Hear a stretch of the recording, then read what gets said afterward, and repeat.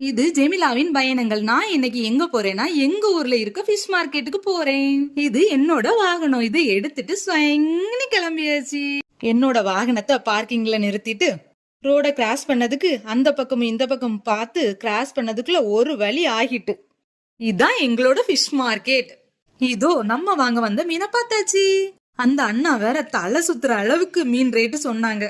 நம்ம கிட்ட இருக்க காசுக்கு மீனை வாங்கிட்டு இருக்கும்போது யாரோ கூப்பிடுற மாதிரி சவுண்டு. திரும்பி பார்த்தா நம்ம பாட்டி. ஃபிஷ் மார்க்கெட் வந்தாலே பாட்டி கிட்ட மீன் வாங்காம போகவே மாட்டேன். பாட்டிக்கிட்டையும் கொஞ்சம் மீனை வாங்கிட்டே இருக்கும்போது பக்கத்துல இருக்க அண்ணா, நீங்க ஜீன்ஸ் போட போய் தான் எங்களுக்கு ஜீன்ஸ் ரேட்டை கூட்டிட்டாங்கன்னு சொன்னாங்க.